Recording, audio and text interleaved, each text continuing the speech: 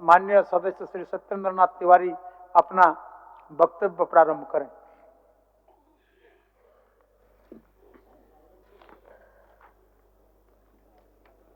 अध्यक्ष महोदय, सबसे पहले मैं अपना परिचय इसलिए दे रहा हूं कि पिछले 5 साल इस सदन का सदस्य नहीं रह पाया। गढ़वा विधानसभा जो नक्सल और सुदूर प्रभावित एरिया है, वहां से मैं चुनकर आया हूं अध्यक्ष महोदय।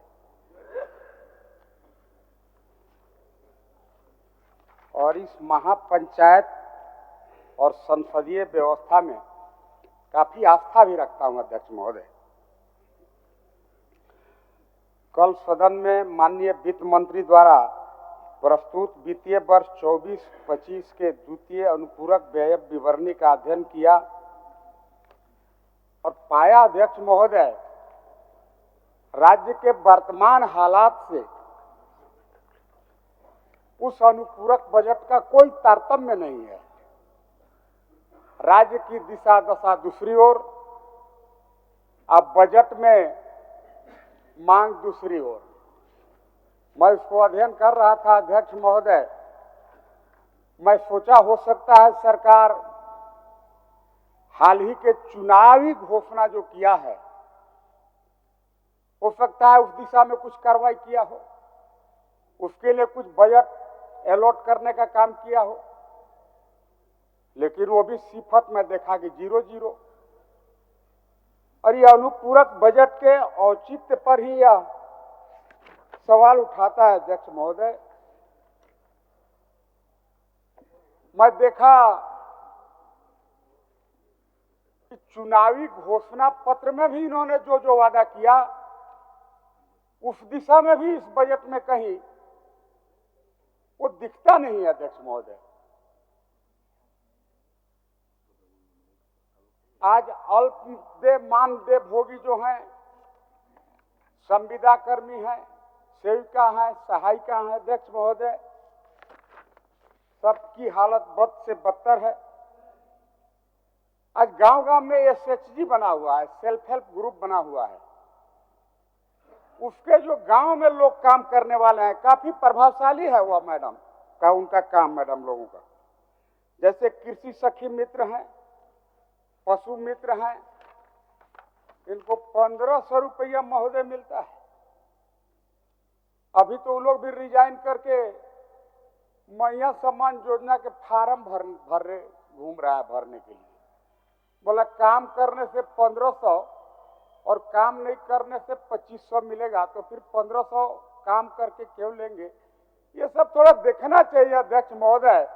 ऐसे आनंद फानंद में चुनाव में वोट ठगने के लिए महिलाओं का वोट ऐंठ करके कैसे फिर से सत्ता में आ जाएं, इसलिए इस तरह का गलत बयानबाजी महिलाओं को दिग्भ्रमित करके सत्ता में आने के लिए नहीं करनी चाहिए। और अगर किया है तो हमें लगता है कि उसका 1% एटलीस्ट क्रियान्वयन भी कार्य रूप में भी, मूर्त रूप में भी दिखना चाहिए था अध्यक्ष महोदय, पर इस बजट में कहीं वह दिखता नहीं है महोदय। मैया सम्मान योजना, हम तो चाहते हैं कि मैया का सम्मान जरूर करे सरकार। 2500 नहीं, हम तो कहेंगे कि 5000 दीजिए मैया के सम्मान में। मैया को समृद्ध बनाइए, महिला का सुदृढ़ीकरण करिए, किंतु उनको ठगिए मत। अभी आदरणीय हमारे नेता बाबूलाल मरांडी जी प्रथम पाली में बोल रहे थे कि आनंद फानंद में इन्होंने वोट ठगने के लिए, ऐंठने के लिए 1000 रुपया महिलाओं के खाता में डालने का काम किया। कोई नियम कानून नहीं, 1000 रुपया खाता नंबर दो, 1000 रुपया डाल देंगे। महिला भी बहुत उत्साहित होकर के खाता नंबर दिए, 1000 रुपया सरकार डाला भी, वो भी सभी महिला के खाता में तो नहीं डाला। अध्यक्ष महोदय, मैं जो अभी बात कह रहा था, अगर एसएचजी के महिला को 1500 मिल रहा है, उनको कम से कम 6000 तो करिए। आपने तो वादा किया था कि सभी अल्पदेय मानदेय वेतन भोगी का मैं बढ़ाऊंगा, लेकिन कहीं नहीं दिखता है महोदय। 1000 रुपया जिनके खाता में यह सरकार डाल दिया। आदरणीय नेता बाबूलाल जी कह रहे थे कि उपायुक्त के स्तर से ब्लॉक में पत्र गया है कि भाई अभी जो क्वालिफाइंग क्राइटेरिया तय किया है, ऐसा क्वालिफाइंग क्राइटेरिया तय किया है जिसे सरकार नौकरी दे रहा है, इतना तरह के कागज मांग दे रहा है। हमको लगता है कि ब्लॉक में नौकरी लग जाएगा, लेकिन 2500 रुपया लेना बड़ा कठिन होगा महोदय। लाल कार्ड, पीला कार्ड, क्या क्या तरह के कार्ड ये लोग मांग लिया। इसीलिए भगवान जय श्री राम को तो जानते होंगे सभी लोग। भगवान जय श्री राम ने कहा था कि भाई कलयुग होए, जब कलयुग आएगा हंस चुनेगा दाना और कौआ मोती पाएगा। आज वही हाल है महोदय यहाँ इस राज्य का। पढ़े लिखे लोग बेरोजगार सड़क पर मारे फिरे चल रहे हैं, और ये सरकार कहती है कि हम जन सरोकार की सरकार हैं। ये सरकार कहती है कि हम भी नियोजन के लिए काम कर रहे हैं। पिछले दिनों के सरकार के घोषणा का 1% क्रियान्वयन नहीं हुआ, और अभी भी अध्यक्ष महोदय घोषणा पत्र के विपरीत सारा इनका एक्टिविटी आप देखिएगा अध्यक्ष महोदय। कोई काम इनके द्वारा राज्य हित में, गरीब के हित में नहीं किया जा रहा है अध्यक्ष महोदय। अध्यक्ष महोदय, मैं मुख्य बात कहना चाहता हूं, ये जो अनुपूरक लाया गया है, आप इसमें देखेंगे मैया सम्मान योजना में 6000 करोड़ रुपया जमा करने के लिए इन्होंने अटेंडम अनाप शनाप, उसमें कोई विजन नहीं, और कई महत्वपूर्ण खास विभाग के बजट में इन्होंने कटौती कर दिया।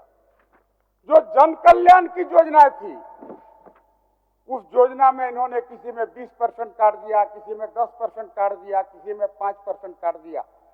और अध्यक्ष महोदय, आप सिर्फ चुनावी वादा को पूरा करने का नौटंकी कर रहे हैं, करिएगा नहीं, ये भी गारंटी है। क्योंकि आपने जो मानक तय किया है उसमें कोई महिला क्वालिफाई, हमें लगता है 1-2% ही महिलाएं उसमें क्वालिफाई कर पाएंगे अध्यक्ष महोदय। इसीलिए हम कहे कि इसीलिए कहे अध्यक्ष महोदय, उस चीजों को काफी गंभीरता से देखने की आवश्यकता है। आज कृषि, उच्च शिक्षा, स्वास्थ्य का हालत तो अध्यक्ष महोदय पूरे राज्य में बद से बदतर है। इंजेक्शन देने के बाद जो को रुआ में से स्प्रिट लगा के रगड़ल जाता है, वो नहीं अध्यक्ष महोदय, पेशेंट लेके जाता है बहरी से, और उसमें आज कटौती कर दिया ये सरकार। उसमें कटौती करके इस राज्य की जनता को भगवान भरोसे छोड़ने का काम कर रहा है यह सरकार। आप बताइए अध्यक्ष महोदय, आज कृषि के क्षेत्र में देखिए, बोलिए सत्येंद्र बाबू, चलिए। अध्यक्ष महोदय, आप देखिए ये सरकार बहुत ही नोरा पीटता है। सरकार कहता है हम भी अनुसूचित जाति, अनुसूचित जनजाति का कल्याण करने वाले सरकार हैं, हम आदिवासी, दलित, पिछड़े, शोषित, उपेक्षित का कल्याण करने वाले लोग हैं। और अध्यक्ष महोदय, आपसे भी विनती है, आप भी थोड़ा गम के ही में हैं, अभी आपके पिताजी के ही में, आप भी थोड़ा अध्ययन करिएगा, या तो अब लोग से पूछ लीजिएगा, ये जो अनुपूरक बजट पेश किए इसमें कोई पढ़ा कि कैसे किया कि अंदाज पर टिक मार दिया कि इसमें काट दो, इसमें काट दो, इसमें काट दो। आप बताइए अध्यक्ष महोदय, यहाँ के दलित आदिवासी की स्थिति बद से बदतर है, और उसमें इन्होंने बजट काट करके मैया सम्मान के लिए रुपया इकट्ठा करने का गलत प्रयास किया अध्यक्ष महोदय। मैया सम्मान की हम प्रशंसा करते हैं, उसके लिए सरकार को हम बधाई भी देते हैं। चलिए, आपने झूठ का ही, नौटंकी ही तो परोसने का काम किया, उसमें कुछ काम करिए। अगर सही में आपका नेक नियत है तो आप कहीं से दूसरे जगह से फंड जनरेट करिए, फिर आप मैया के सम्मान में 2500 नहीं 5000 दीजिए। और वही केवल मैया के हों, बाबू को जो BA में पास है उनको 5000 7000 कहे थे, उस पर भी जबान खोलना चाहिए सरकार को। इस अनुपूरक बजट में कहीं दिखता नहीं है। 5000 छोड़िए, आप नहीं दीजिएगा, सबको पता है, पढ़े लिखे लोगों को भी पता है, छोड़िए 5000, बाबू को भी 2500 अगर दे देता सरकार तो बहुत बड़ी कृपा होती। अध्यक्ष महोदय, थोड़ा सलाह दीजिएगा सरकार को, यही बात कहेंगे अध्यक्ष महोदय। होने में।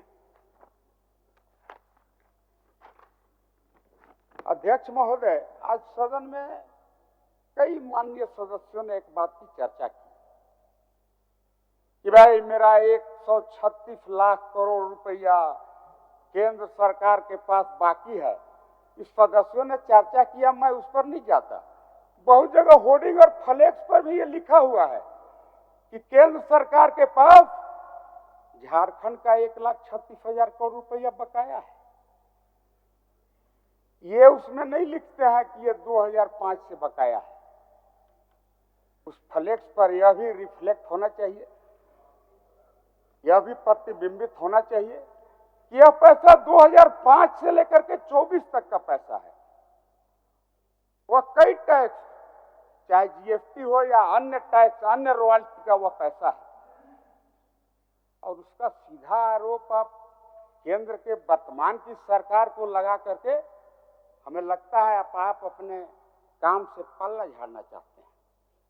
आप लोगों को दिग्भ्रमित करना चाहते हैं कि भाई केंद्र पैसा नहीं दिया, मेरा बकाया था 136 लाख करोड़, इसलिए मैं आपका काम नहीं कर पाया हूं। अध्यक्ष महोदय, सच्चाई यह है, काफी झंझावट के बाद यह मामला सुप्रीम कोर्ट तक पहुंचा और सुप्रीम कोर्ट के 9 जजों का बेंच, लार्जर बेंच में 8 जजों का राय आया।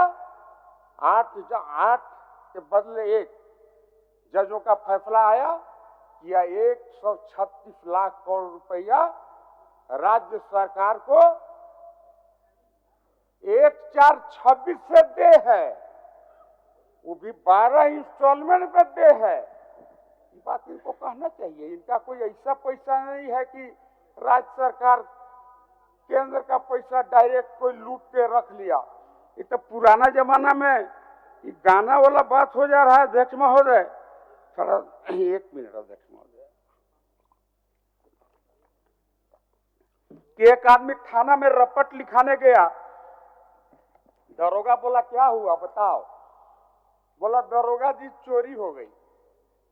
क्या चोरी हुआ? लालका मत नजर आई अध्यक्ष महोदय, शब्द डॉक्टर साहब और इन बोल बोल के ले मारे। हो गया, अब कंक्लूड करिए। थोड़ा रुक जाइए अध्यक्ष महोदय। बोल लीजिए।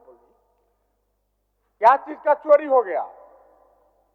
बोला वर्तमान झारखंड सरकार के चाल चरित्र, चेहरा उजागर हो गया, ये चोरी हो गया। ये कोई विषय नहीं है अध्यक्ष महोदय। इन्हें 136 लाख करोड़ का रोना रो करके लोगों को दिग्भ्रमित नहीं करनी चाहिए। अध्यक्ष महोदय, अध्यक्ष महोदय, थोड़ा पलामू प्रमंडल से आते हैं तो आप थोड़ा जल्दी करिए। अभी लास्ट में दिक्कत हो जा रहा है। लास्ट समय में लोगों को समय देने में थोड़ा तकलीफ हो जाता है, वो लोग निराश हो जाते हैं, इसलिए तिवारी जी आग्रह है आपसे, आप काफी सीनियर मेंबर हैं। अध्यक्ष महोदय, पलामू प्रमंडल तो पूरा लूटखंड बना हुआ है, इसलिए हम कह रहे हैं सभी नियम कानून को ताक पर रख के वहां पर काम हो रहा है पूरे पलामू प्रमंडल में। आदरणीय शशि भूषण मेहता जी आज बैठे थे बालू को विषय को लेकर के।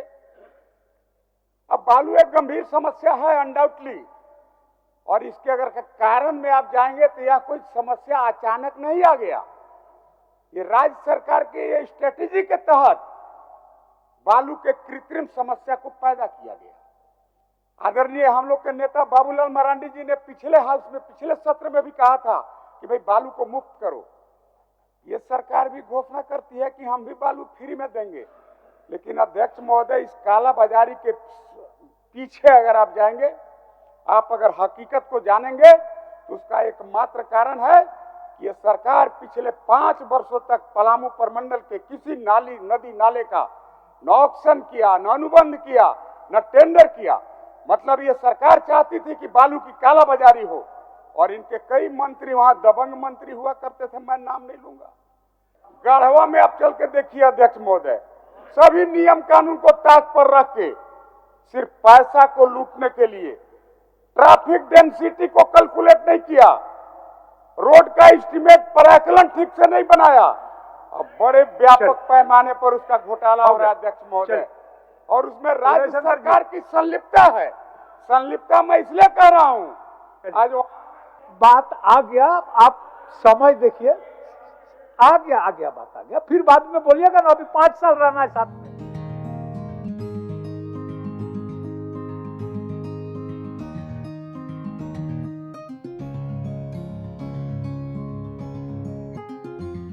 है।